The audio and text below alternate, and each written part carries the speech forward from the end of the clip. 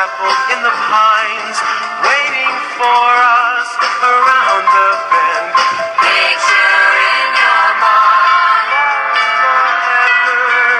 Until then, if she gives me a sign that she wants to make time stop, I can't stop, stop, I can't stop, stop. Lightning striking again.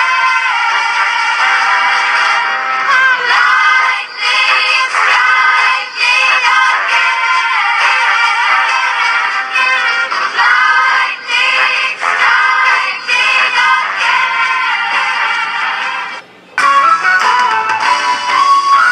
KPFFLP, Pahrump, Nevada. Statements and opinions made on the following program are not necessarily those of this station or its affiliates.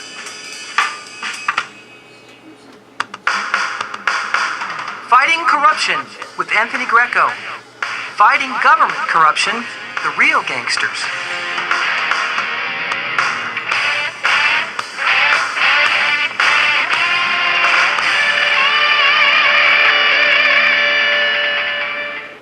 Greetings from corrupt Nye County. I am Anthony Greco, and this is my program. Everybody tells me you should say it's your show, but it's a program. I'm not trying to program anybody's brain, but this is a program. Okay, June 1st, from 8 to 4, there is going to be at Coyote Den on Kellogg, there's going to be a poker run. Motorcycle and cars are welcome. And we were there last Saturday. We had a booth there for KPFF, and we'll have another one there on June 1st. So come down and see us. If you want any information, Sue at Coyote Den, 702-503-8996. Support for KPFF is brought to you by Pure Communication, an internet service provider for Pahrump and the surrounding communities. Pure Communication, 702-628-5662. Okay, this is Memorial Day weekend. Actually, Memorial Day is on the 30th of May, but between the unions and the government, they decided to make another 3-day holiday. And that's not what it's all about. This is not all about going on vacation and having barbecues and stuff like that. It's about remembering Memorial Day. And I'm going to tell you what I remember about Memorial Day and why.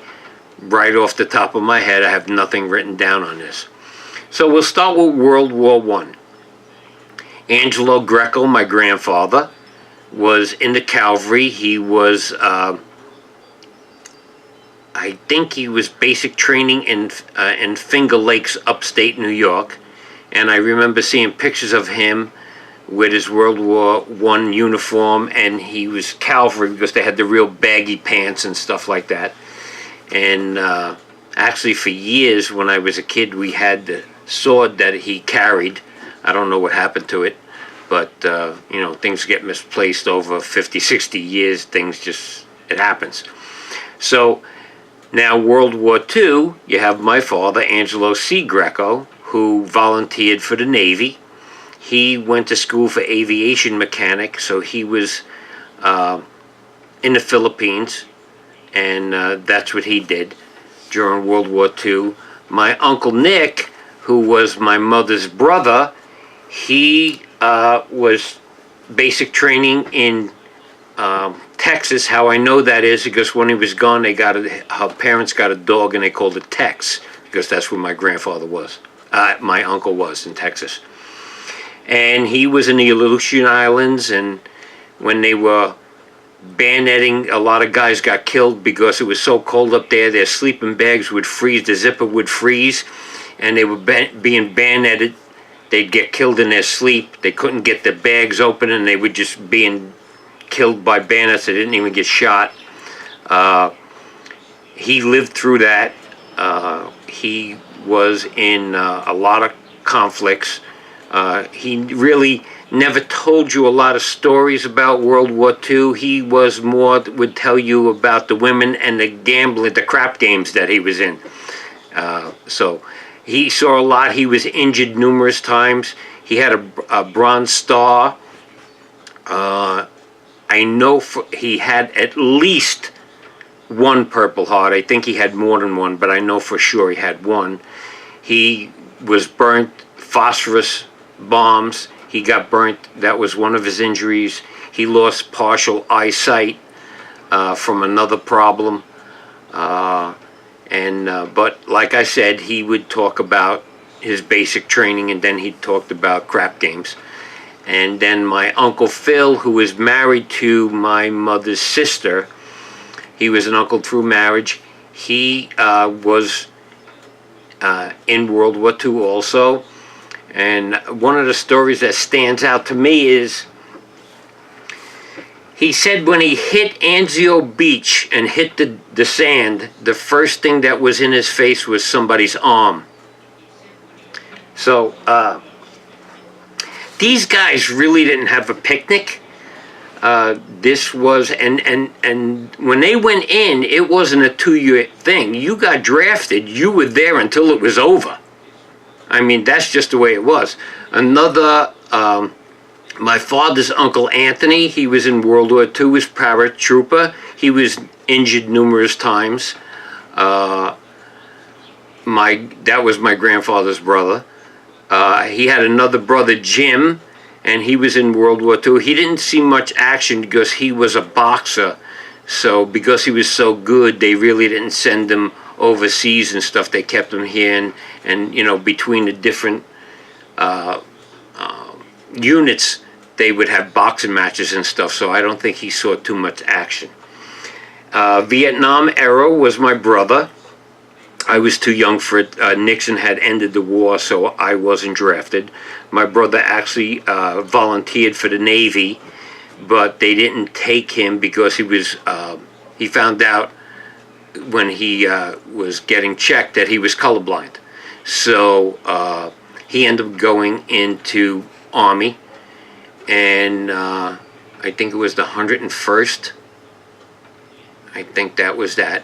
And he was basic training in Fort Knox, Kentucky. During basic training, he was injured, and they sent him home. So he never really went out of the country for anything like that. He got injured in basic training. So one of the stories I remember him telling me about being down at Fort Knox, Kentucky, because he was Italian from New York, they all thought he was a mafia guy. Just because automatically you're Italian, and you know, those guys down south, if you're Italian, you're from New York, you got to be in the mafia. So those are my stories. In the 1960s, Memorial Day, mainly my father was an AMVET.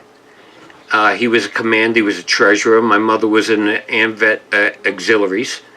They had the club that we used to go to, and Memorial Day, there would be a parade on Bay Street in Staten Island, and the armories would bring out the tanks and the jeeps and all of that stuff, and the guys who were in that served, they would be in the parade. I actually have video of it. My Uncle Phil used to have a 8mm, and he used to do the video, which they used to call, they didn't call it video back then. And those are the cameras that had the big floodlights on it, so when they were taking pictures in the house, everybody was like blinded and stuff. But that's the way it was back then in the late 50s and early 60s. But I remember going to those parades and on Bay Street, and my father was in there, my Uncle Nick was in there, and there was hundreds, and people used to line Bay Street. I don't think they do that anymore, but that's what I remember when I was a kid with that, and that's what you're supposed to remember, the service and what they were fighting for. So now we'll go into, they were fighting so we could today have a moron like Alexandria Ocasio-Cortez, who said this week, all right, now you realize all these guys that fought came back injured, the guys who didn't come back alive, some people never came back, they never found them. And we have a moron like this in Congress that says cauliflower is a white supremacist vegetable. Where do you come up with this psychotic stupidity? So not to eat cauliflower because cauliflower is a white supremacist vegetable. I just don't know where the stupidity comes from, and all these people who served in the military to allow a moron like this to be running our government is a total disaster. But I have some good memories of the Memorial Days when I was a kid. And then, after the parade, we would go back to the AmVets Club and have a barbecue. They had they rented a building in South Beach, which was like 5 blocks from where my mother's father lived. So it was a neighborhood thing, and there was a lot of neighbors. And I could remember all the people that belonged to it. As a matter of fact, it was post 201. Gerard E. Flynn was the name of their post, and Gerard E. Flynn was a guy whose brother was in the post, and when they were starting this, my parents and all the other guys that they were around, they were starting this, they named it after Gerard E. Flynn because his brother was a member of the post, and Gerard E. Flynn was one of those who didn't come home. So that was post 201. My father was a life member. Because he was a commander, and what they used to do is they used to pay for the commanders if they served for so many years that they paid for them to be a life member. Actually, my father passed away in 2014, and right up until about last year, we used to still get the AmVet newspaper. So you could see what was going on with that. And but Memorial Day was a good experience for me when I was a kid.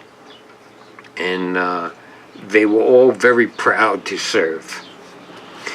Okay, so now we'll talk about what these guys fought for and how everything got bent out of shape.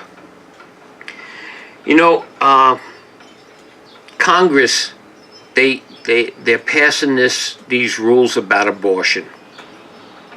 And like I said, I'm a constitutionalist, and if I believe that a woman wants to get an abortion, she can, because that's her right.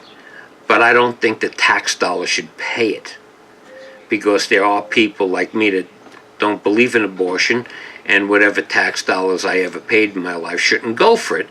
And there's a lot of religious people that don't believe in abortion, and their tax dollars shouldn't pay for it. You should be allowed to do what you want, but the tax dollar shouldn't pay for it.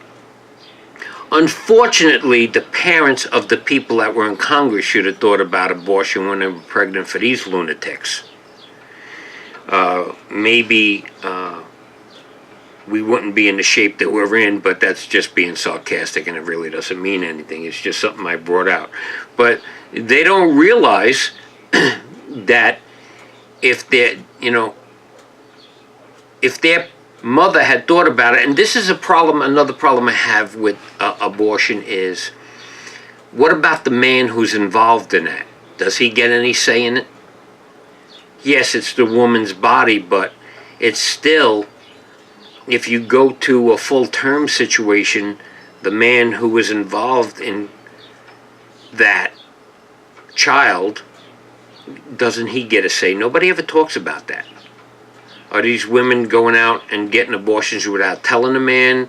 Is the man not a man who tries not to tell her that he would be a good father and he would take care of that kid? Does he have any involvement? So, I think I said enough about that, because it's a touchy subject for a lot of people. But I just want to give my point of view on it. Now, the border. They're still fighting Trump tooth and nail about the border. They're trying to make him look bad. They're still going after him for stuff that was proven he didn't do. But if you see, listen, putting a wall at the border is not racist. It's not that the president and the people that want the wall don't like Mexicans. That's not the way it is. You have to understand, I told you people numerous times, my whole family were immigrants. Okay, my mom's father used to sponsor people all the time, but they came here the right way.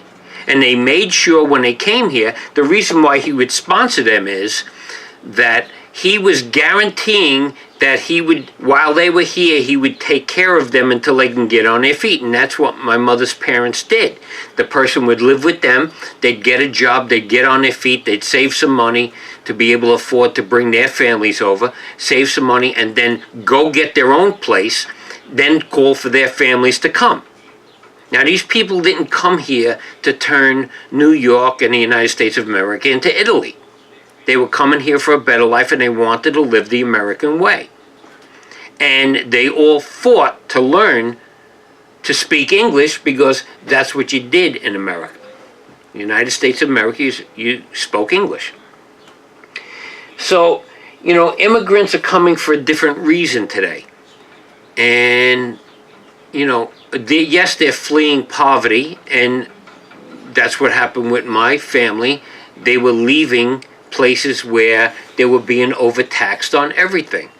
And now they came to a place, and I talked about this once before, I fight corruption because my relatives came here to give their children and their grandchildren and all the people that are going to come after them a better way of life. So why would I not fight a corrupt government that's trying to take a better way of life?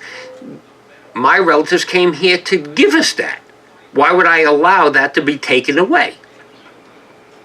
It's just that simple. We can't migrate to another country. What country are you going to find that's better than the United States? I'm not saying all countries are beneath us, but where do you have the opportunities, which are slipping away, but where do you have the freedoms, which are slipping away? But if we all stick together and vote for the right people and tell them what we think, we could maybe slow this down a little bit. Ronald Reagan slowed down this progressive movement a little bit, and hopefully Donald Trump will slow this down a little bit more. So the younger generations, they want it. Okay, but I don't. You know, maybe if they want to be progressive and be socialist, they shouldn't give it to the people that were born before that. Like, maybe we should be grandfathered. And I always had a thing, the perfect situation would be if you live your years on the laws when you were born. Okay, and I'm talking about the way the government is. We should have the right. We were born, our parents had us during a time where things were free. Not free cost, but freedom. We had a lot more. Even when I was a kid, there was, in the early 60s, we had, in New York, they taught us history. I was in public school in New York City. You know, Staten Island was one of the 5 boroughs. And they taught us real history. They didn't try to change history back then. And, you know, it's not that because I went to a private school, I didn't go to a private school. I went to a public school. We were Democrats, but we wanted to know what the real history was. And that's why I don't blame Democrats for anything, because the Democrat Party's been consumed by the progressives, which are socialists.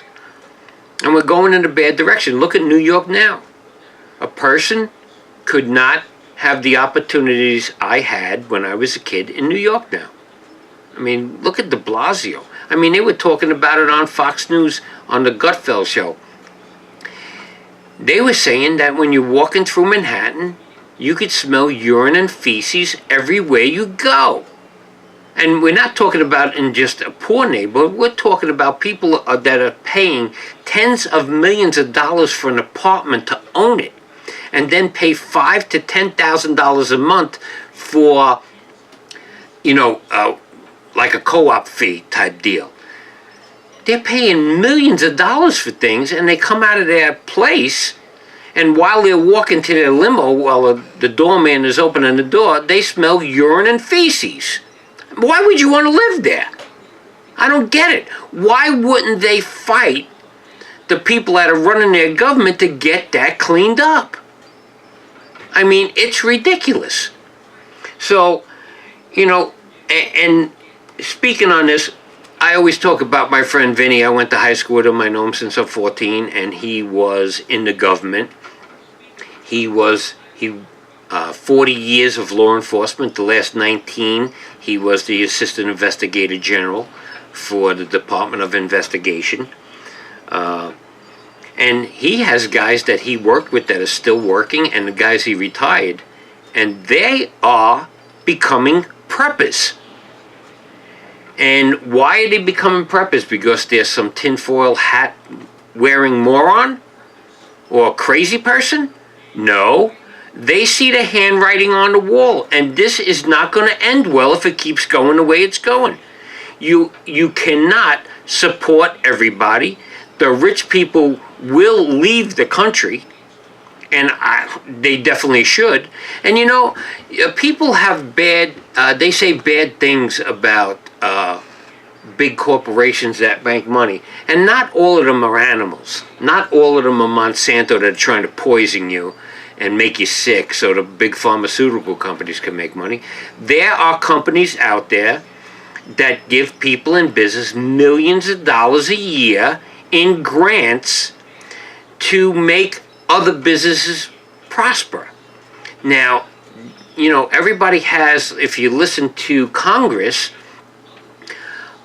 these big corporations and people with a lot of money are, greedy. They're counting their pennies, and they're stingy, and they don't want to give it to anybody. But if you do your research, they give millions of dollars away to charities and people who are trying to get ahead. So are they the people that Congress is talking about, the greed that we got to take all their money away? Okay, so they give out these grants for businesses because they're greedy? No. They believe in capitalism. And the government doesn't believe in it. They believe in socialism. De Blasio, the mayor of New York, says, we have a lot of money. It's just in the wrong hands. So it would be better in his hands so he could take a helicopter or a limousine. If the traffic is too heavy, he gets in a helicopter at City Hall